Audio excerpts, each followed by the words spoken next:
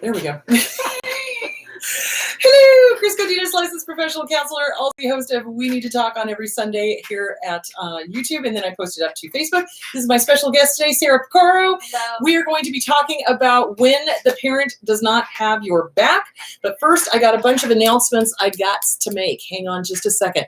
All right, we are canceling the cruise, guys. I know, I'm sorry, but here's the deal. There is the coronavirus going around. They quarantined a cruise ship in Italy, and I don't know about you, but ain't nobody got time to be stuck on a ship getting your blood tested or whatever to figure out whether you have a disease or not, because once I'm done with the cruise, I got to jam back home and go see my clients. So yeah, not a good thing. So basically, if you've signed up for the cruise, we will refund you. We're going to probably reschedule it for sometime later in the year. And the reason why is because I don't think it's a good idea. I don't know what's going on with this. And a friend of mine who used to work in the government said, Chris, honey, darling, sweetheart, you might want to consider canceling. So I'm canceling it to err on the side of caution. So anyway, there is that. We have some more announcements. Hang on.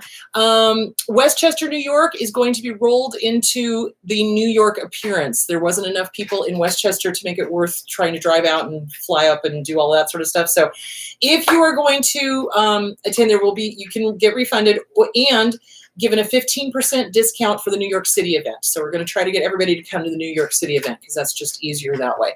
If you're interested in attending New York City instead of Westchester, email Mercury at events@mercury.com. That's MURCURI.com. Okay, ticket prices. We've got to talk about this. People seem to be waiting until the last minute, and that's not going to work for me because last minute tickets are super expensive. So if you buy them prior to a month out, it will be $59.95. If you get them less than a month out, it's going to be $79.95 because I cannot afford to get those last minute tickets. So there is that. Okay, I believe that is all the announcements I need to do. I will be appearing in Honolulu on February 22nd at Kona Coffee Purveyors. And that's at the Ala Moana Mall. Looking forward to that. Washington, D.C. is still on at a baked joint, which that's that name. April 18th is going to be New York City, and that's what we've got. And then, of course, England is still on. I've got all of the places for England. So if you want details, go to Eventbrite. Okay, Mercury Eventbrite. I think that was it. I hope. Okay. Hi. So today's topic is, and if you guys have questions, please put question and then put your question after that so the admins know what to look for. Okay, so today's topic is when the parent does not have your back. So we always think that, the abuser is the issue, right? We are always like, the abuser's the problem, the abuser's the problem, the abuser's the problem. Well, yes, the abuser is the problem. But what a lot of kids, grown-up kids, adult children of abuse realize as they go on is that, hey, wait a minute, there were two parents involved and the other parent stood by and either did nothing, zip, zero, zilch, nada, or they actively encouraged it or acquiesced to it or allowed it in some way, shape, or form. So what have you seen working with your clients as far as this topic is concerned? What I've seen is that the other parent is codependent. And with that, they have different ways that they handle it. A lot of them have done nothing, thinking that doing nothing, they're not feeding into the problem, but doing nothing actually is activating the problem because they're not doing anything to protect the child. And it's a really selfish act. All they're doing is protecting themselves. They're not saying anything, silent treatment, pretending like it doesn't happen and it will go away. And that is also just as traumatic for the child, well, now the adult parent, because no one was doing anything to protect them. Exactly. And so not doing anything is just as damaging. So that's what I see a lot. Right. And I see that a lot in my cases as well. So basically what the adult child then feels is that when they have that realization that neither mom nor dad had their back. So let's say it could be either one is the abuser. Dad could have been the abuser, mom could have been the abuser. But if they stood by and did nothing, basically what that message is sending is you're not worth protecting. Yeah. You're not worth saving. You're not worth fill in the blank. Yeah. Yeah. Another thing I see is with the trauma bond for the abuser, and then the other parent feels guilt because they know what's going on, they're seeing what's going on, but they don't feel that they can do anything about it. And so they will tell the child, oh, your dad loves you, your mom loves you. And I'm sorry, I just had a brain aneurysm when you said that. So you're thinking, well, okay, so then we grow up thinking that love is abuse, love is neglect, love is being emotionally unavailable, love is like yelling, arguing, shoving, pushing, you know, physical. And hopefully they're not seeing any sexual, but sometimes they do. And then they grow up thinking that's what love is. So sometimes the other parent is so trauma bonded that they say, well, that person loves you. And they're saying that because of the guilt and shame that they feel for not getting you, not doing what they need to do, not taking responsibility, not taking action towards getting not only themselves, but the children, you, out of that situation. And so they say, well, they love you. And it's like they're saying it out loud and they know it's a lie, but they're trying to convince themselves, and the impact that has on the children. And especially that it just continues to them repeat the cycle. As those children grow up, they get into that same relationship, and it just doesn't do anything to break the cycle. Exactly. So one other thing I forgot to mention, guys, is that I cannot counsel across state lines. That I can't go to, you know, other states and counsel. I can definitely do my little meet and greets and things like that and answer questions there, but I cannot take you on as a client. But I'll tell you who can. It would be Sarah and Susanna Quintana at SusannaQuintana.com. So these two ladies, you want to give your website? Yeah, so I actually have a combination modality of therapy. So it does combine cognitive behavioral therapy, neuro-linguistic programming, which is what causes that long-lasting change, that permanent change to get out of the situation and the problem or issue that you have, and hypnotherapy as a tool to access the deep root causes of where that comes from in our childhood. There you go. So to answer your question, the website and my company name is Rewrite Your Life. Rewrite Your Life. So the website is re-write-your-life. We'll put the link in. We'll put the link in. Yeah. Perfect. So those two ladies. So Sarah Picaro at Rewrite Your Life and Susanna Quintana, Susanna Suzanna, Quintana QUINTANA.com. Both of these ladies can go across state lines. They can go anywhere in the world and do Skype and phone calls. I cannot. So if you're in Arizona, I'm your girl. If you're out of Arizona, these two are your girls. Okay? Just making that clear. And in fact, Susanna's going to be on next week. So, so that'll be cool. I hear her name all the time. Oh, she's on. I should introduce the two of you. Oh my God. We'll have a big coffee trio. That would be awesome. So anyway, so getting back to what we were talking about is that the trauma bonding is the root, the original wound of all of this. And so what ends up happening is that the parent has got obviously original wounds that they have not dealt with. They look out and find somebody that reminds them of their parent that they had the issues with. They get together with them, half of a shit sandwich, total shit sandwich. And then unfortunately it gets passed down to the kids, and they are trauma bonded to their abuser. Now the kids are trauma bonded to the abuser. And so you have this parent that's desperate to keep this, what's the word I'm looking for? This fantasy going of a normal, healthy family. So I'm going to, do a little self-disclosing here. Okay, here are my books. They're there. Amazon.com. This is where you want to find them. And also on, if you want them autographed, they're on Mercury/shop.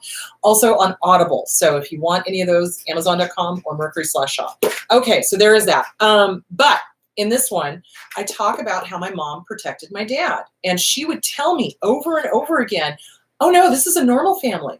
Oh no, this is how families do it. And then they get so messed up. I have clients actually, and I've seen them for other issues, but they have said in like I use regression to go back to the root cause of it. When they're going back to the root cause of it, they wanted to be like this person, their best friend. And this particular client actually I was seeing because of her weight, but she wanted to be like her best friend, and the family thing came up. And I said, and you wanted to be that way because we asked a lot of Anna because to dive deeper and take those layers off. And she said, because they had a normal family, because their parents loved each other, because their parents did things together. They had fun. They ate dinner together. All of these things. Her parents never argued. And it was just so much fun to be at her house. And I wanted to be at her house because And now, another issue, because we're all multidimensional, multi-layered, was that she had just thankfully left an abusive relationship. Mm-hmm. And that was the way that she saw her parents being together. Mm-hmm. And so the mind will go with what's familiar and avoid what's unfamiliar. And what was unfamiliar to her was her best friend's parents. Right. Like, wow, they really love each other. They're a happy family. Yeah, that's not normal to you because your normal is what's going on over here. So basically, when you realize that your normaler, is that a word? More normal. More normal. I like normal. More normaler parents is actually part of the problem. That is a huge betrayal, and that is a huge trauma. Because I remember when I realized that moment, I had that shock where, that aha moment where you're like, oh my God, she doesn't have my best interest at heart. She's not watching out for me. She's not taking care of me. Yeah, they're watching out for them. And it's because, again, the inner child was not dealt with. So the little kid is trying to stay safe inside of them. That's not excusing it. Oh, trust me on this. I'm not excusing that behavior at all. But they were trying to keep themselves safe. And trust me, they will sacrifice their own children on the altar of their safety. So, and that's what they do. So I have seen normally good people who would never behave in an abhorrent manner. But if the abuser comes up to them and says, you need to hit your child, they will do it kind of half-heartedly, but they'll do it so that they don't get in trouble with the abuser. And it's heinous, and it destroys more of who that person is. And that's the goal of the abuser, is to destroy the original person. But yeah, it's all very codependent. And for us as survivors, it's a betrayal. It's, when we have that shock of, oh my God, mom or dad, whoever the better parent was, did not have our best interest at heart. That's a real shock. That's a real, who the fuck am I? Where the fuck is safety? You feel alone. You feel unsafe. You feel alone. And then it leads to, a lot of the things that we see clients for: anxiety, depression, drug use, alcoholism, addiction, like weight gain, all the things, all those things that we're putting on to try to mask and push down all those feelings because of those experiences. Yeah, especially that aha moment when you realize no one has my back. I thought at least one person in this equation did, but nope. And it's weird. It's a weird feeling. It is. And I want to just validate that you guys are not crazy.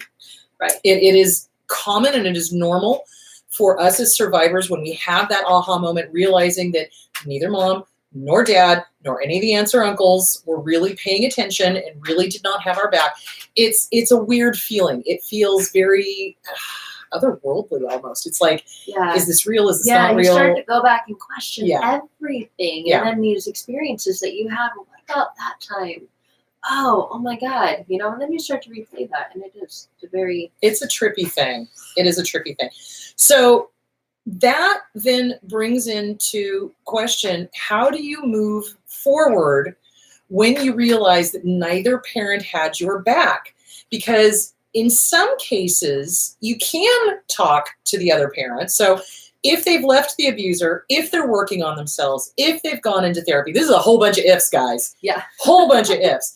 But so like with my mom, when my dad died, she actually picked up all the books and started reading. And that's when the dialogue then started happening. And she and I were able to repair our relationship because she realized what she did.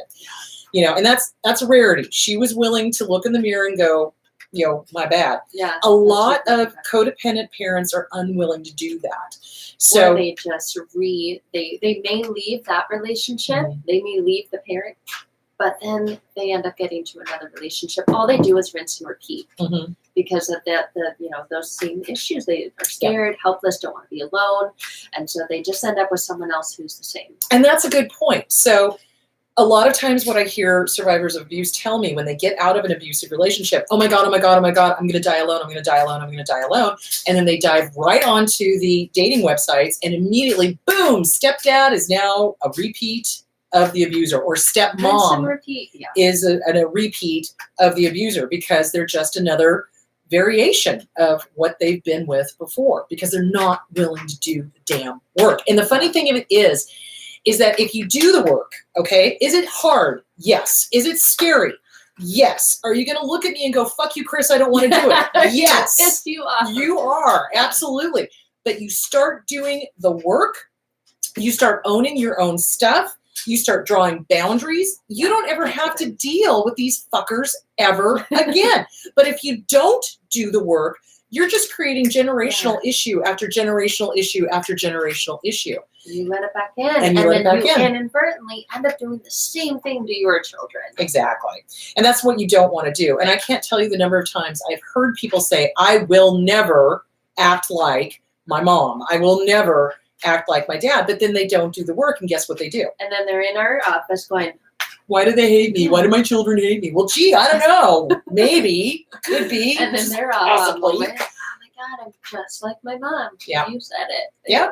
But it is. Yeah. It all starts from doing the work to break that. And it's the trauma bond. It's it is the trauma bond. And you know, you can do CBT therapy. Hypnosis is great. Rapid transformational therapy is great. But you got to do something, guys. You can't just, you got to take action. You can't just, I love it when people say, okay, I bought all the books. Okay, are you reading them?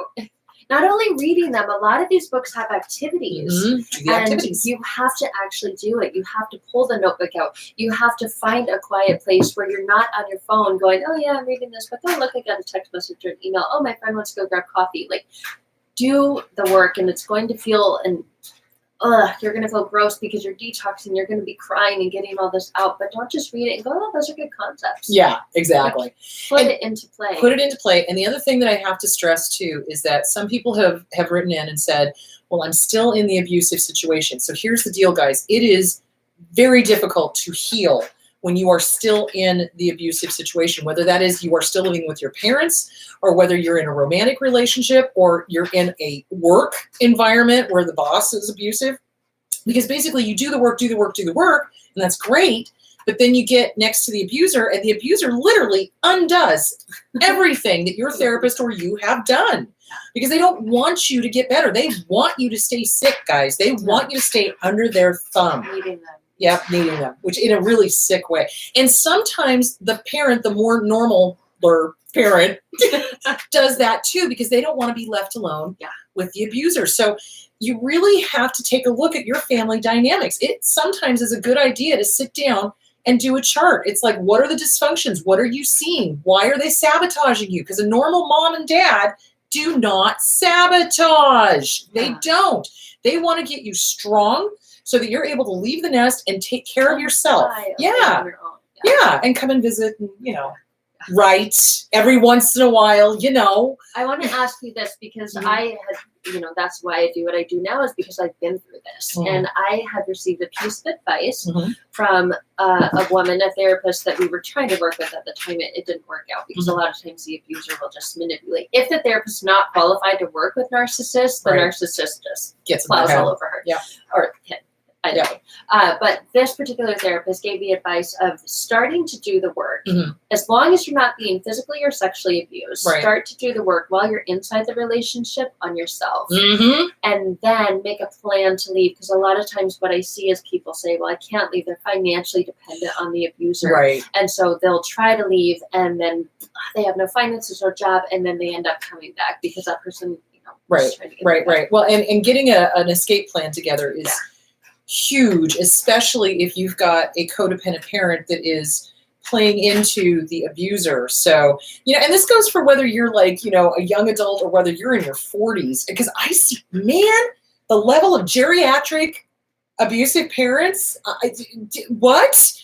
Yeah, they're out there. And so you got to get an escape plan together. Yes, you can work on yourself, but I'm warning you now, it's very difficult. So the best thing to do, and especially if you're working like the CPTSD workbook or the inner child workbook, those two are very intense and very emotional. You've got to be careful, because if you work those and the abuser is anywhere around, they're gonna come after you. They're gonna use that as a way to abuse you. So like I said, you've got to be very careful when you work on you. So, if you're in an abusive relationship and you can get to a life coach or a therapist, do the work with them in therapy.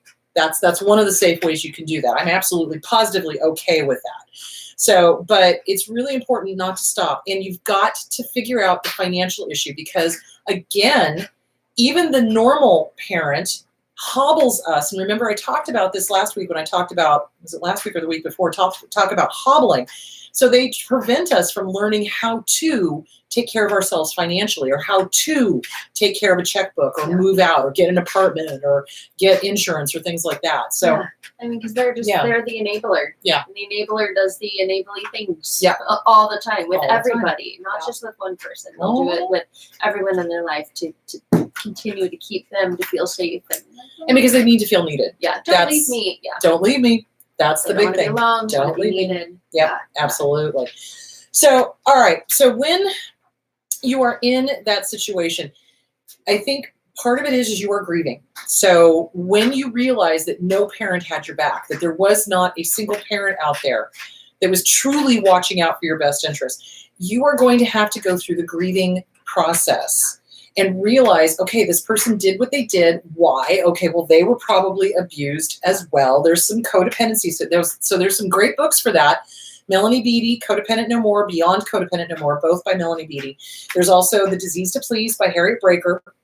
I love Harriet Breaker. She does have a tendency to skew that a little bit towards women and say that men are the abusers and women are not, and I don't believe that. Yeah, it's like, no, it goes both ways, people. So it's important to grieve the loss of that supportive parent that you thought you had, because here's where it fucks us up. They can be supportive on some levels, but not where it really counts, like, teaching us finances, or not giving in to the abuser, not allowing the abuser to hit us, or not allowing the abuser to harm us. So you got to really work that relationship through, because what you don't want to do is not grieve it, leave the area, leave the relationship, go out into the wild, and suddenly your inner child is now picking people that remind you of the parent you had the hardest time with. Yeah. And I'm glad you said that. So many people want to skip that part because that's the bad, ugly, and difficult part. And they just want to go right into what they want. And what they want is a happy relationship, a happy family. And so, but like you said, they want to skip doing all the inner work, hard work, because that's the ugly part. You want to skip that, and they just want this pretty life. You'll never, ever, ever get that pretty happy life if you don't do all the steps. Exactly. And remember, we learned that from our abuser, because how okay is it to have any emotion other than what the abuser wants? Right. It's not. It's not. So they teach us very quickly that sad is not okay, and that anger is not okay, which is now the topic I wish to speak about. You're going to have a shit ton of anger towards the normal parent, or the more normal parent. Yeah, especially once you find out. Bingo. Because you've been thinking this whole time that they had your back. Mm-hmm. And then when you find out they didn't, it's like this floodgate opens. And you're going to want to confront them. That's normal. That's natural. Don't fucking do it. Don't fucking do it, unless and until they have left the abusive situation and they themselves are in therapy, and y'all can get a therapist as a third-party referee, lion tamer, and then you can confront them. Absolutely. But until that time, don't do that. You're going to want to write and burn. Write and burn. Dear mom, dear dad, why the fuck did you let them hit me? Why the fuck did you let them sexually abuse me? Why the fuck? You just get it out of your head, get it onto paper, trot it out to the barbecue, read it out loud once, burn it, let it go.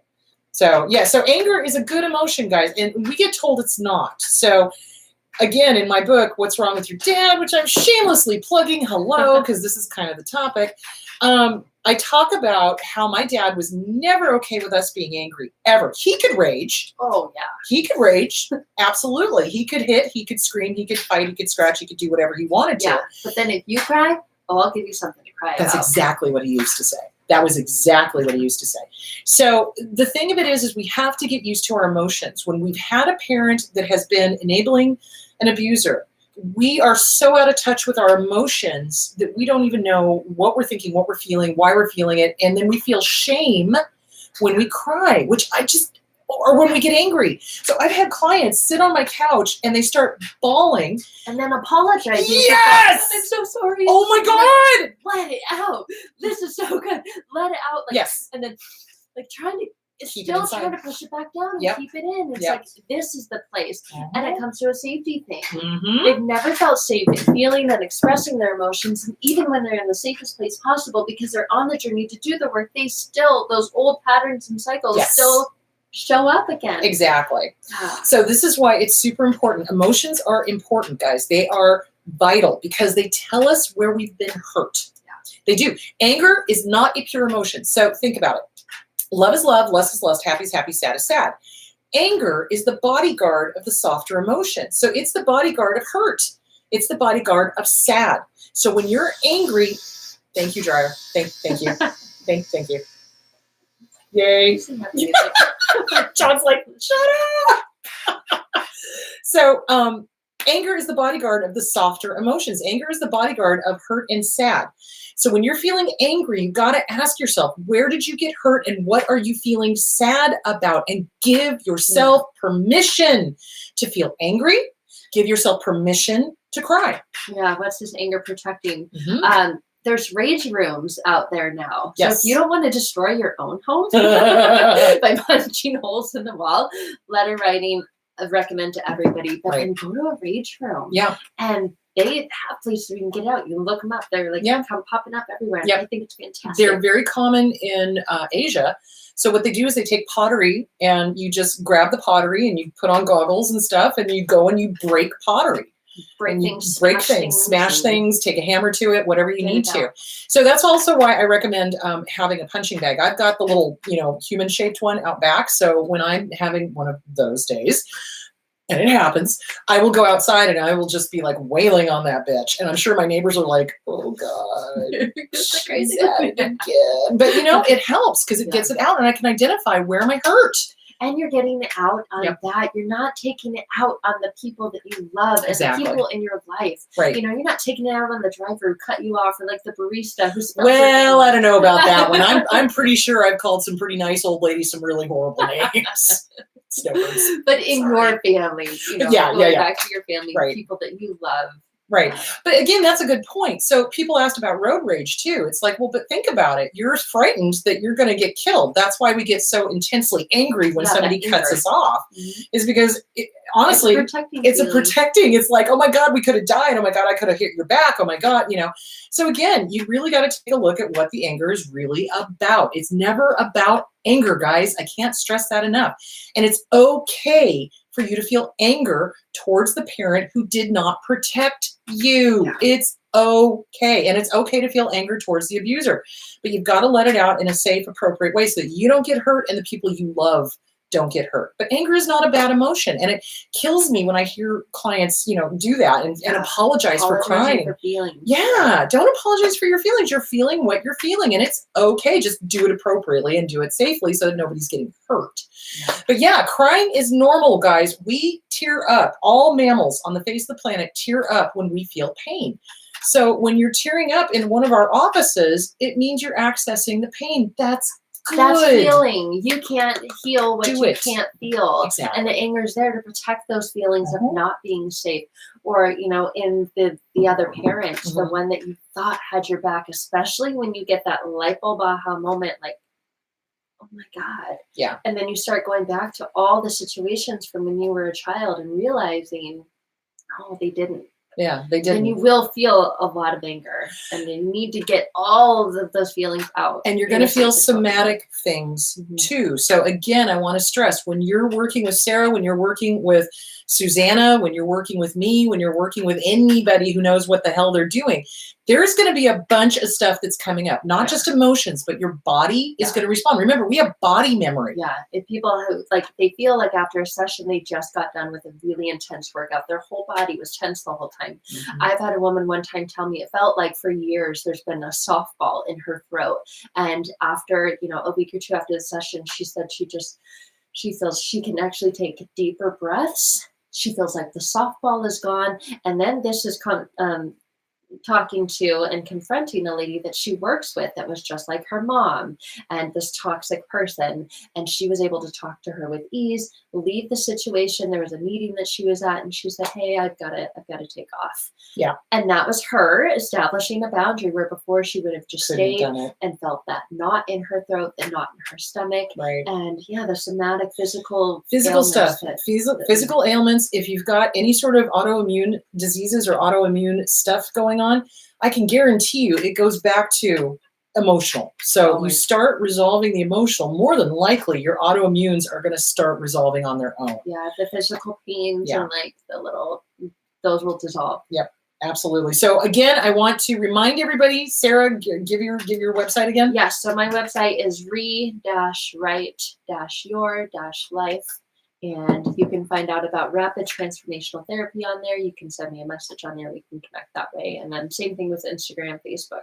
Absolutely. Also, Susanna Quintana, Susanna, Suzanna, Quintana, QUINTANA.com. It's all one word. That's where you can get a hold of her. These two guys, Susanna and Sarah, can do across state lines. They can do international. I cannot. So if you're in Arizona, I'm your girl. If not, these two are your girls. Okay, let's hit the questions. All right. My graduation is coming up. I have a narc mom. I want both parents there, but she would have a bad reaction to my dad. I still live with her, so it's sticky. What should I do? Oy. Let me think about that one. Could they be there and not sit together? That would probably be a really good idea. Yeah, I would just, okay, my graduation is coming up. I have a narc mom. I want both parents there, but she would have a bad reaction to my dad. I still live with her, so it's sticky. What should I do? Well, hun, she's going to blame you no matter what, because here's the thing. Abusers love to ruin things that have nothing to do with them. Birthdays, holidays. Graduations. Yes, anything big for the person. Yeah, so falls into this. She will look at that as an excuse to ruin your graduation. So, you just tell your dad, hey, could you not sit next to mom and just be there? And she's going to do whatever she's going to do. You have to realize your mom's emotions are your mom's emotions. She's going to have a bad reaction. That's her problem. That is not yours. You are not responsible for her reaction. And if she turns on you and is like, you invited your father. Yeah, I did. He's my father. And yeah. You're my mother. And you're my mom. Yep. And you're not sitting together. And I wanted you both here. So, and it is my graduation. This is my day. Yeah. This is about me. And what she'll do is she'll punish you some way. So just be prepared. She could kick you out of the house. She could do, she could do a whole bunch of nasty stuff. She could try to ruin the day. So just be prepared. If you want your dad there, have him in the back or have him come around or, ask him if he could leave before the graduation is over, so that maybe she won't see him. Those are the things you could do. But be prepared. She's not going to like it and she's going to try to blame you. Yeah. So just, deal with it the best you can. Where is my cursor? There it is. Okay, here we go. Hang on. All right. How should I react when a parent abuses a child with narcissistic rage in public instead of just scolding him because they misbehaved? Well, that is a sticky wicket because if you intervene, they could then take it out on the child even more. Unless they're hitting the kid. If they're hitting the kid, then you call the police. Yeah. You call 911 immediately. And I'm assuming that this is a situation where this person witnessing this is not involved with that family. That's what it sounds like. Okay. So if you're witnessing something that you think is dangerous to the child and you think the child is going to be harmed, call 911. Yeah, especially if it's physical. Yeah, especially if it's physical. If they're yanking them around, if they're touching them in any way that is in anger or anything like that, call 911. But other than that, do not engage, because what I've seen abusers do is that some well-meaning person goes to try to protect the child. They then yank the child away and they turn it on you, and now you've got crazy in your face. And that's where it can escalate. Yeah. And unfortunately, and then they could go home and take it back out on the kid. This is all your fault. If you had just not screamed when I yelled at you, they're crazy. Yeah, so they're crazy. So be careful. Trying to help could make it worse. Yeah, absolutely. But if they're physical. But if they're getting physical with the kid, if they're yanking him around, if they're jerking their arm around, if they're screaming at him and it looks like they're going to hit him, fucking call 911. Abso-fucking-lutely. Abso-fucking-lutely. But other than that, be very careful because, unless you're prepared to have pepper spray and go after them and weapons. Or just hear horror stories. Yeah, these crazies do all sorts of crazy shit. So yeah. 911 is your best thing. And and that's what they're there for. Here's another thing you could do is that you could, watch to see what car they get into, trot down the driver's license. We all have cell phones with pictures. And call CPS and say, I want to report. This is just an FYI. Yep. Anonymous. I saw this happen at Fry's Marketplace, and here's the license plate number, and this is what went down. I'm concerned for this child's well-being. Could you please do a welfare check? Yeah. that's another thing to do. But again, you got to be really careful when you're doing it, because if you're walking up to the car being very obvious about taking a picture, I'm gonna report you. You may end up in a situation that you don't want to be in. So be careful. Just that's the big thing. Question: my mom still hides to eat or drink or say something she thinks my dad won't approve of. I learned this behavior from her, and I do the same around him. How do I change this? Wow. Well, here's the thing. You're going to have to be ready for him to be mean to you. So when you decide to eat or drink or do something that he's not going to approve of, you can be sure he's going to say something snarky, nasty, mean, cutting, commenting on your weight, whatever, you drink too much, or whatever, because they're control freaks. Yeah. So basically you just have to align yourself with the fact that this person is going to say and do some pretty heinous things, and you cannot let it get to you, because that's their goal. And I like to tell my clients, when this happens, you have to not let it in, and you have a choice of what you get to let in or not. Mm-hmm. And a perfect way to acknowledge, because if you don't say anything, they're going to increase in their rage. Did you not hear me? You never fucking listened to me. All that. So you just say, thanks for sharing. Mm-hmm. Yeah. Thanks for sharing. Because then you're acknowledging that they, said something, that they're there, but you're not letting it in. And you're just saying, thanks for sharing. Yep. And then, move on. Now realize though that they are crazy, and they will get pissed off that you are not taking them seriously. So even the thanks for sharing, that is a great answer, but they will then go, well, what do you mean by that? Yeah. I've seen them do that. Yeah. So, it's just, oh, I heard you, Dad. I heard you. Heard you. Thanks. Thanks. And then you just keep eating. Yeah, and the thing with that, you can't say it's snarky. Oh yeah, well, thanks for sharing. No, you just have to just a straight face. Thanks for sharing. Thanks for letting me know. Yeah, you can't do it with any kind of like a jab or intention. Nope. Zen master. Remember gray rock. So when you deal with these people, it has to be gray rock, because if you don't gray rock, if you've got any sort of snark in your voice, if you've got any sort of eye rolling, which trust me, can you imagine? Because you just it's like, oh, thanks for sharing, Dad.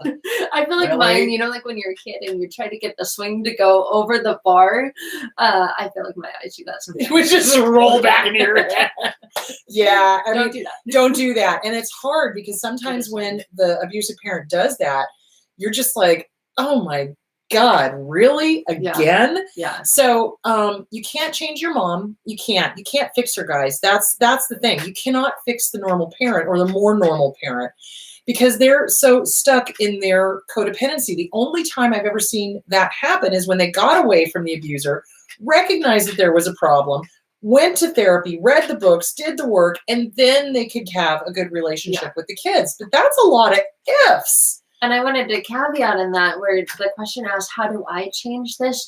And the question is almost like, how do I change that person? And by changing them, stopping them from doing that, you can't. You can only change yourself. And you have to do what Chris said. You have to, just simply put a stop to it, and then give yourself permission to feel. Like, I've had clients before that still have that interaction with the abusive, mother or father, and then they establish that boundary, and then they have to leave, and they have to go in the bathroom, and they have to like turn the sink on to make some noise and cry. And you have to get it out. You have to release it. So you can't change them, but you can change you, and you change you by allowing yourself to feel those feelings that you were trying to push away because they made you feel so bad, because they didn't approve of you, your behaviors, your choices, your actions. But you can only change you, and that's what will change this. Right.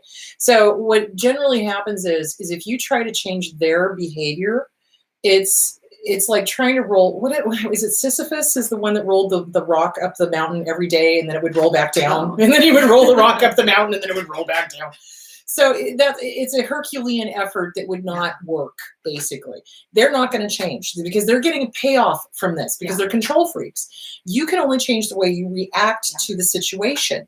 And if you give them nothing, if you're not upset, if you're not crying, if you're not, mortified, if you're not angry, if you're just zen, that gray one or grace, they're not getting their jollies off of it. And so then they end up having to try a different tactic, or they stop. Move on and try it on someone else, because that's what they're wanting. Yeah, and if that's they're not what they getting want it from you.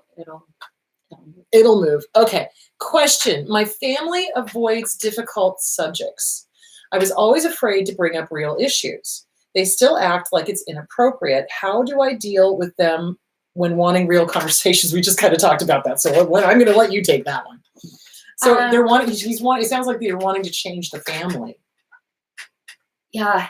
And it's just with families where there's narcissist or codependent, or is trauma bonding, you can't change other people. You can only change yourself. Mm-hmm. So you can attempt to share with them how it makes you feel. You know, I feel like we are not as connected as I would like for us to be. I love you, and I want to be able to talk to you and bring up issues that are important to me. And you have to be careful with how you label it, and you have to make it about you, because when you say real issues to them, real issues are other issues. So you have to be able to say, it makes me feel when we, you know, and I would like if we could connect more. And maybe not bringing it up in front of the whole family at one time, because when you do that, you have the whole family who has their own opinions and their own trauma and their own triggers. Yeah. So maybe taking, you know, one person from that family and saying, hey, I would really love to, you know, connect with you and talk to you. Can we grab lunch? Can we do dinner? Can we do coffee? Whatever it is. And then share with them in a smaller setting, in a more intimate setting, because then that person doesn't have the influence of the other people trying to come in and, oh, why are you talking about that? So that would be my suggestion, and just letting them know how you feel and the impact that it has on you and what you would love to see, but not do it in front of, you know, the whole family. And you realize too that families avoid difficult subjects because it's uncomfortable. Yeah, because difficult subjects require vulnerability, require exposure, require authenticity, and most people go through life avoiding that. And avoidant personality disorder, let me just quickly talk about that. Oftentimes when you're dealing with narcissism or malignant borderline, remember malignant, guys, down at the far end of the section, not down here with traits of, but like full blown, they're enjoying what they're doing. Malignant. They are both the narcissist and the malignant borderline are afraid of anything that they are not assured success at, because their egos cannot handle it if they don't have the right answer. If they can't change it, if they can't make it better, if they can't whatever, because their egos are like, no, you have to know everything all the time and be right. Right. You know, it scares me when I see people say things like, I'm never wrong, or I'm always right. Or my dad used to say, well, I'm never wrong. I'm just temporarily confused. I'm like, my ex. I would say you're all the time confused. Okay. You know that about me. I don't never start a conversation if I know I'm going to lose, and I never lose. Yeah, that's crazy. Yeah. So it is because of a fear of failing. It's a fear of not winning. So when you're dealing with far end of the spectrum, dark triad, malignant borderline, they cannot lose. They cannot. Their egos will not tolerate it. So they just avoid it. Like, seriously, the pink elephant is taking a shit in the corner of the living room, and they're just like, la, la, la, la, la, la, we don't see the pink elephant. They change the subject as well. They and then they subject, get you confused. You said, you think to yourself, wait, I just asked you about that. And what I asked you about was really important to me. Mm-hmm. And you're completely discarding it, and you're changing the subject. Mm-hmm. Which basically says you're not important. Yeah. And the topic is not important, and we're just not going to discuss this. Yeah. So really, it has nothing to do with you being important or the topic being important. It has to do with them being unwilling to show vulnerability and to maybe not win, you know? So again, I agree with Sarah in that you take one person and see how they respond to that. And it might not always be the way that you hope, but it's a place to start. You know, and the other thing you could do too, is you could ask if they would be willing to go to therapy. You know, well, let's talk about this topic in front of a therapist so that you get heard and I get heard. But 9 times out of 10, if they're narcissistic, they will avoid a therapist like the plague. They'll say, you need a therapist. You need a therapist. I'm fine. Which good. In the counseling world, fine stands for fucked up, insecure, neurotic, and emotional. So when somebody tells me they're fine, I'm like, no, you're not.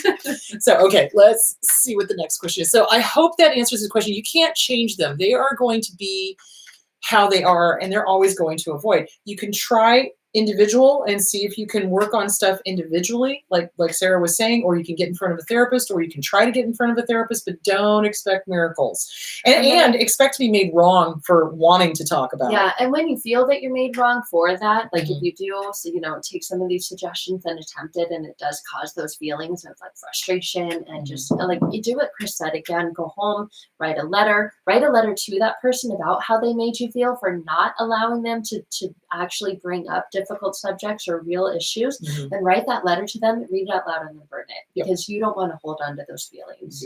That's part of taking care of you. Absolutely. Okay, next question. Why do survivors of abuse have a hard time taking compliments? Oh God. Okay, so many reasons. So many reasons. So one reason is because when we come out of abuse, these fuckers have completely destroyed who we are. They have taken away everything that was good about us, okay? And they've tried to replace it with, you're bad, you're wrong, you're fat, you're thin, you're too this, too much, too little. You know, it's like they literally, I cannot tell you the number of times survivors sit on my couch and go, I don't know who I am. I don't even know if I like mac and cheese. I don't know who I am. So there's no self-esteem there. There's no building blocks of who you are there because they've ripped all of that away with all their lies. Yeah. So when we come out of that, and if we've had a family, you know, mom and dad that were abusive, the message constantly, either verbally or non-verbally, is you're not worth it. You're not worth it. You're not worth it. You know, and like the topic of this episode, like not even, you know, the protecting codependent, us, yeah. the narcissist, and then the one that didn't protect you. So you're getting hit at different angles. Yeah, exactly. So it's really hard for us to take compliments because We I think know. they're lies. Yes. We think you're lying. You're lying to That's us not because, true. yeah, because our abusers would say, oh, you're so pretty, or oh, you're so smart. And then 2 seconds later, you're the stupidest thing ever on the face of the planet. You're ugly, you're fat, you're thin, you're da-da-da-da-da. What? You know what I'm saying? It's like, you cannot believe anything that comes out of their mouths. And even when the normaler, I'm just going to keep using normaler, more normal parent says something encouraging, you're still like, yeah, but you're not protecting me. But yeah, so, but. Yeah, and but. then we just don't believe it. We just don't believe it. Our mind immediately says, Kicks yeah, it out. but. Yep, and we do that. Where it's like, and we find ourselves being very, very self-deprecating, very embarrassed when somebody gives us a compliment. So really, what I want you guys to do is I want you to write yourselves a love letter. Yes. I want you to write down everything that is wonderful about you, things that you know to be true about you that you like. And it will feel like you're lying to yourself. Oh, it totally will. It because totally of will. this hard time taking compliments. But that is the way to rebuild that foundation that has been ripped out from underneath you, is to start doing that. And it will. I've had clients in therapy. We do, you know, the praise that you always wanted to hear. And I've had clients literally say, I can't say that. That's not true. Yeah. And I said, you know what? It's like, you know, a new shirt. Just try it on. Try it on. Just try it on. See how it fits. It may be like, oh, it doesn't fit right here. And this is like, I don't like the way the buttons and the zipper. Like, but just try it on. And then, you know, you go, actually, you know, it's kind of, it's not that bad. Yeah. How do you think I look? I look at, so just try it on. And then try it on again and try it on again, because the more you try it on, the more comfortable it will get. And then the easier time you'll have taking those compliments. Absolutely. And complimenting yourself. Not always waiting for others to give you compliments. Compliment yourself. I even do this in my mirror in the bathroom. I have sticky notes. See? And I write like, she does mirror work. I am strong. I am beautiful. And while I'm brushing my teeth, I have an electric toothbrush, so not doing something different. I'm brushing my teeth. That's what that is. Right. I'm reading those, and I look into my eyes, and I say, I am strong. I am beautiful. I am enough. So compliment yourself, and then, you know, the love letter. Then you will have an easier time letting it in, because in the beginning it's going to feel weird. Your mind says, yeah, but, and yes, that's but, a lie. And that's a lie. And what you do is you just simply say thank you. Yeah. You don't have to compliment them back. So what I see us doing too as survivors is we go, you know, somebody gives us a compliment and we go, oh, well, you are too. And it's like, well, that's great. And they may or, be. like, Chris, I love your dress. Oh, this, you know, I've had this it whole forever. thing. I don't. Yeah. Just say thank you. Thank you. Got it at Ross. Yeah. Oh my God. Like $12. I love it. Anyway. Thank you. But no, it's true. So we do. We tend to deflect, and we tend to minimize, and we tend to, oh, well, you know, this whole thing, it's not, well, no, I'm really not this, or I'm not that, or whatever. It's just thank you. Yeah, just say thank you. Let it thank in. You. And then notice how weird it feels, and try to identify how old you are when that feels weird. What was the age that you got by your abuser? How old does that feel? And give yourself permission. So when you're doing the mirror work, hi, good to see you. Have a wonderful day. I give you permission to accept compliments. and then walk out. That's what I want you to do. And put them up on your mirror so you can see them, just like Sarah said. Yeah, see, even she does mirror work. Oh, all the time. I do mirror work. Mirror work for everyone. So, yeah, seriously, it works, guys. And if it didn't work, we, the therapists, would not be doing it. Right. And we do it in our personal lives. So there you go. Yeah. But that's why we have such a hard time accepting it, is because we don't trust. We have no trust because That's the people. trust, safety. It wasn't safe It wasn't to safe. believe a compliment before Yeah. because even if you tried to, like Chris said, they come in and they wipe it out the very next second. Yep, rug out from underneath us. Yeah, absolutely. So you are not alone. Just wanted to tell you that. Okay, sometimes my family is like a pack of abusers. Oh, they designate me as the scapegoat and predate? I don't understand that. It's the writing. I'll figure it out. Okay, it's hard to find help or be believed. How do I regain hope and faith that someone will understand? Okay, so you're not going to find understanding in the family. Yeah. So if they're predators, I think maybe that's what they meant. Predator. They be predators, and they're predators. Okay, so you're not going to find understanding in the family. You cannot find succor. So I don't even know how to say that word. Jesus, I've lost my mind. You're not going to find comfort with the abuser. The abuser is you have to go outside. So you have to find a good support group, a good therapist, a good life coach, a good, do you see where I'm going with that? So you're not going to find comfort from the people who are abusing you and are putting you into that scapegoat role, because it benefits them to have you in the scapegoat role, because if you leave the scapegoat role, then somebody else has to become the scapegoat. That needs to be replaced. Yeah, and they don't want to be it. It's a game of tag, and they don't want to be it. So they are constantly going to put you back in that scape, even if you're trying to leave it, even if you're trying to explain yourself. They will intentionally, not understand you. Yeah, absolutely. So if your family is like a pack of abusers and they designate you as the scapegoat, here's the question to ask yourself, and this is a hard one, and I've said it before, and I'm going to say it again. If you were not related to these people, would you have anything to do with them? If the answer is no, act accordingly. Get out. Save yourself. You cannot help them. Yeah. You cannot save them. It is beyond your means. Borders. Yeah. And that's the thing with us, going back to the codependency of the more normaler parent, is that we learn very quickly from that codependent parent that it's our job to save everybody. It's not. It's not. And that's hard. And it's sad. And that's, again, a grief thing, because we have to accept that, you know what? These people are never going to change, and they don't. And we think because they're blood and their family, that we have to accept it, and that's absolutely untrue. You can be around them for an hour. You can establish a boundary. I have clients that I work with, especially, we had just came out of the holidays, that said, I'm going to be around my family. I'm going to be around these people. And I said, you need to put a plan in action. Hey, we're having this party, and all of the abusers are going to be there. I will show up, and I'll be there for an hour, and then I'm leaving. Yep. And you don't need to give a reason why you're leaving. Yep. I will be there from 6 to 7, and then I have to go. Right. Exactly. And if where are you going? You always I have to go. Yep. And you go. I'll be here for an hour. Yep. Exactly.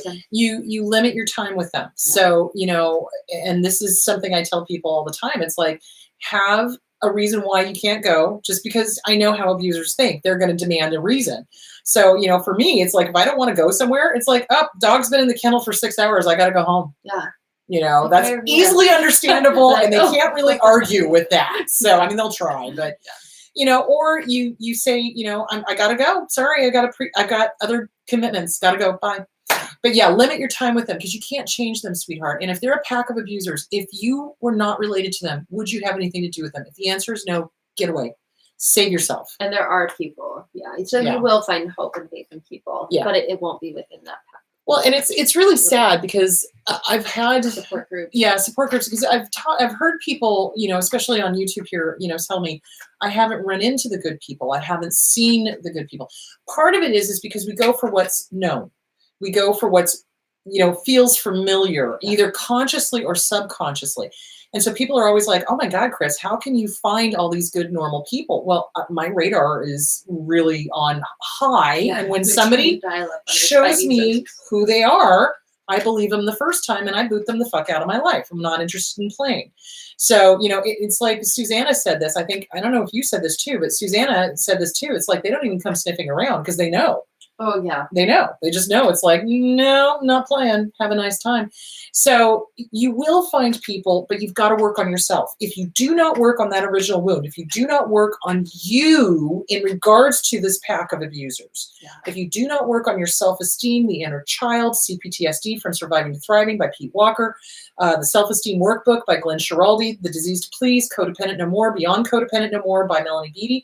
If you don't do all of this work and get with a good trauma therapist, your inner child will end up running the show, and you'll keep picking people that remind you consciously or subconsciously of your original wound. So it's really important you work on you. You cannot fix them.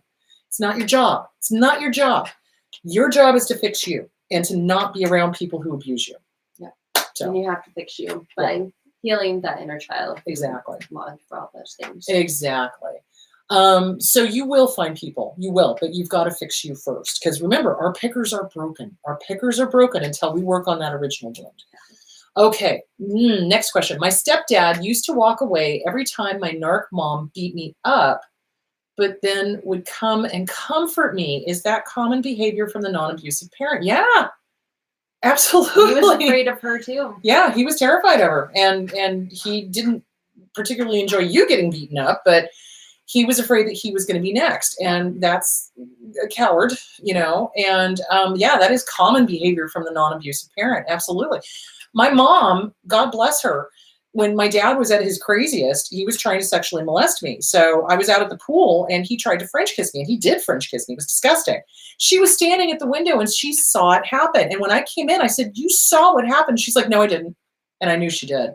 So she saw it and she did nothing. When I tried to leave, she literally threw herself on my car so I couldn't back up out of the driveway without hurting her, and I didn't want to hurt her.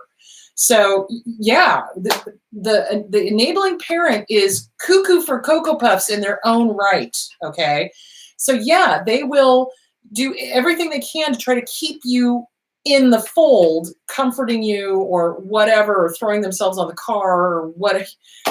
My family was so fucking dramatic. Jesus Christ. Anyway, so yeah, they will do that. They will comfort you because part of them knows that what the parent is doing is wrong. The other part of them is terrified that they don't want to get the wrath of that abusive partner. And then they're looking for that longing and connection. So that's why they're coming to you. Like, hey, we're in this together. Like, it's not just you. It's not just me. Like, not the kid's job. Right. Yeah. So the child ends up being the parent. Right. And parentified. Yeah. Parentified. And that's horrible because then we grow up thinking that it is our job to take care of everybody. Yeah. And it's not. It is not our job, and that was the big, when I work with targets of abuse and I get them to understand, you had a job assigned to you when you popped out of the womb, Mom, before you were even ready. Before you were even born. Understood. Yeah. And I can't tell you the number of times I've had clients that had abusive, very strong abusive traits sit on my couch and go, "Well, we're going to have a baby, so the baby saves the marriage." No, you're not. And I tell them that point blank. No, you're not. Because you're assigning this child. Things. Yeah, you're assigning this child. Yeah, and it's not their damn job. No, and that child takes all of it. It takes it from the narcissist. It takes it from the codependent. Yeah. It's all of it. And that's when I go, and now we'll be doing individual therapy because I'm not seeing you as a couple anymore. So yeah, I mean, do you see where I'm going with that? So they assign kids roles that are not theirs. And yeah, anybody who allows a parent to hit a child or who hits a child on behalf of an abuser, oh, Houston, you got huge ass problems. Y'all better get your ass into therapy because it's not okay. It's not okay. And they're just as abusive as the abuser because they're allowing it to happen. Absolutely. So yeah, this is common behavior. I don't agree or approve of it, but yeah, this is what enablers do because they don't want to be it. They don't want to be the target themselves. So they say, you know what? I mean, they're going to do what they're going to do, but I'm so sorry that happened to you. Yeah, and it's us against her or whatever. Until the next time. And you basically get out. It sounds to me like you are, so that's good. But honestly, I would seriously get into some trauma therapy. Absolutely. And write and burn letters to the stepdad. Oh yeah, because we have a lot of anger towards the more normal parent. Yeah, We even do. though he seemingly saved you in that Mhm. situation. Yeah, we have a lot of anger towards them because they allowed it to happen, and then they comforted us, but they didn't do anything. So write and burn letters. Write and burn letters. Do not send them, guys. Do not send them. It's not going to do any good. Don't send. It's for you. them. It's for you to release. Yeah, absolutely. And I'm so sorry you had to go through that. But yeah, is it common? Yeah. Okay, let's see what the next question is. Oh my goodness, we have 10 more questions. We're almost at the hours.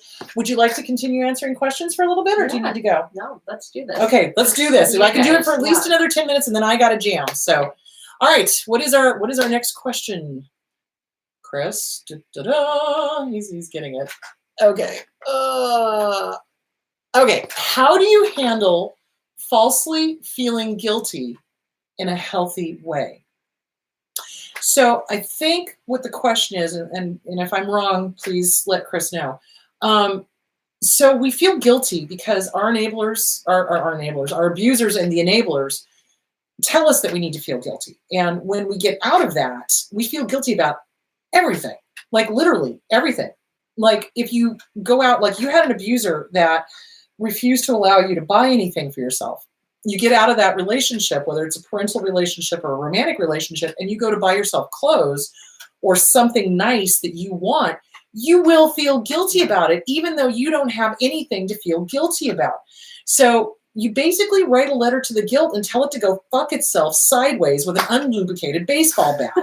Seriously, dear guilt, fuck you. I don't have to feel guilty anymore. Who gave me this guilt? Oh, wasn't mine. It wasn't mine. It was mom's. It was dad's. It was my abuser. It was my, boss. It was my ex. It was my whatever. And you put it back on them.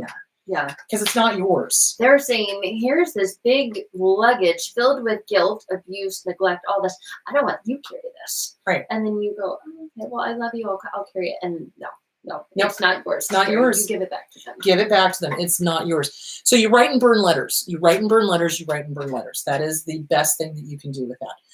Okay. My 18-year-old daughter said to me, I wish you had left dad. You've never been happy. How should I have responded? Well, are you still with them? I don't know what the situation is. If you're still with the person, then you need to take a look at whether you are happy or not.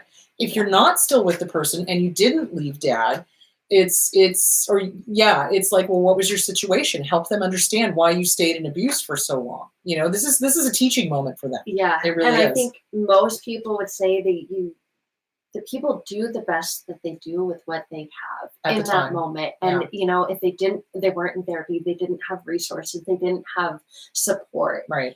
That most people were genuinely doing the best they could with what they had. I've had clients experience this as well, that, that relationship with their children has changed and been impacted. And now they feel guilty because they feel like they messed their kids up. And so just, you do what you can with what you got. Look, you don't know until you know, right? So it's kind of like if you came from an abusive family, there was never any therapy, and you were just following the imagos that you had for what a relationship looked like, and you got into an abusive relationship and had kids. Honestly, how would you have known any differently?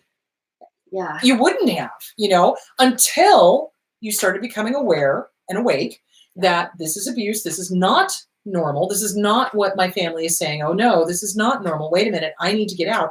Well, now you can do something differently, but you cannot do something differently until you know differently. Yeah. And once you know differently, then you can do differently. And you didn't know what you didn't know then. And right. So exactly. Knowing that now, and I mean, a very authentic way to respond is just, to say that I didn't know that then. I didn't know it then. I do now. So why don't we go to therapy and let's work on our relationship and repair that. Yeah. That's the best thing you can do. Yeah. So don't feel guilty because we didn't know what we didn't know until we knew it. So okay, let's see. Question. My former narc decided to hoover me last week by showing up to my class with the new supply. How do I prevent future hoovering attempts by the narcissist or flying monkeys? Basically, you cannot control them. They are going to do what they are going to do. What I do suggest is that if they're going to be in that class, you just stay in that class and you just keep doing what you're doing. Don't allow them to drive you off, but you may want to let the school know that this is your ex, this is hoovering, this is harassment. And if you have to, file an order of protection. Yeah, I was going to say restraining order. Yeah, file an order of protection. You prevent it by letting them know, you keep harassing me and I will get the police involved, because, you just file an order of protection. If, however, though, they are just in that class and they're claiming, oh, I'm not harassing you or whatever, you still let administration know. You still let the teacher know. And you sit on the other side of the room and you do you, because the less you respond to them and you make it clear, you own this space. This is my class, bitch. I'm going to be in here. I'm going to be taking this. I'm going to be learning. So if y'all want to be here with your old, your new supply, great. You just knock yourself out. I'm here for me. Fuck you. Yep. So you give them nothing. Sit up front. So it's just you and the teacher, and then leave right after class. Absolutely. Get there right before it starts. And you can also request a security guard to walk you to your car, because if this person is harassing you and showing up and doing all sorts of weird things, you want to get a security guard, and you document the crap out of it. When you have enough evidence, you get an order of protection. Absolutely. Okay, let's see. What's the next question here? Okay, I think, do we have more? You said 10, but that was only 3. It was only 3. Hello. 3, Chris. Oh, wait, there we go. Can 2 BPD parents, borderline personality disordered parents, stay married for 58 years, fighting and mutually abusing each other all the way through to the end? Or could they have been misdiagnosed? Oh, no, they could. Yeah. My parents stayed married for 45 long, miserable years. Absolutely. It's that dependency. Mm-hmm. They enjoy the drama. They enjoy the trauma. They enjoy the drama. They enjoy torturing each other. At that point, that's cuckoo for Cocoa Puffs. Because honestly, if you're fighting all the time, why are you married? Yeah. Jesus, criminy, get out of it. Some people thrive off that. And some people thrive off the drama. So they absolutely could. No, it's probably not a misdiagnosis. I am currently being pressured to be there for an ill family member. None of them were there for me during my health scare. How do I deal with the irrational guilt of not going? Write and burn. Write and burn. You owe them nothing. You owe them nothing. And if the family member is an egg donor or a sperm donor, you still owe them nothing. And you can write 2 letters. You can write one to the family member and write one to the guilt. Mm-hmm. Absolutely. Kiss them goodbye. You owe them nothing. Honestly, it's like, look, guys, you do things for people because you can and you want to. And if this person is not somebody that you have a connection to, why are you going out of your way for them? You don't. If they were a stranger, would you do this? And if the answer is no, act accordingly. So it's really about just writing and burning, and don't allow the family to guilt trip you. Why do some people's anger turn to rage and others turn it inward, repressed? Is it because they weren't allowed to express emotions or told they shouldn't feel like that? It depends on what was modeled for them as in childhood, as a child. So if you have a parent that is raging all the time, I can guarantee you're probably going to be a rager, because that's what was modeled for you. If you had a parent that sucked it in and just pushed it down and then had all sorts of autoimmune issues, that's probably what you're going to do. So, I second that. Yeah. Okay. Every time I earn a good amount of money and buy things for my son, my mother and my grandmother get very angry with me every time. Why? Well, I don't know what the situation is. I don't know enough to tell you, but I can tell you that with narcissism, my grandmother did the same thing. She was very angry at my mom all the time, every single time she did something for me, because she was jealous. Yeah. There are subconscious beliefs about money. This shows up a lot with people, and I work with them a lot. They don't feel that they're worthy or deserving of having things, or they'll say things like, you're spoiling your kid, like they don't deserve to be spoiled, or you can't even buy this or buy that. And then that jealousy and that envy that they couldn't do that when they were that age, or even now, most likely for themselves. Right. And so it's a jealousy thing. So that has to do with their relationship with money. It has nothing to do. You love your son, buy your son things however you want to, and be a good mother. And just know that that's their relationship with money. That's their issue. On them. And money is a huge trigger button with narcissists. It's power, it's control. Money means everything except what it is, which is a means to an ends. Yeah. So when they see somebody getting something that they didn't have when they were kids, because that was my grandmother's hue and cry. Well, I didn't have that when I was a child. And I'm like, well, welcome to the 21st century, bitch.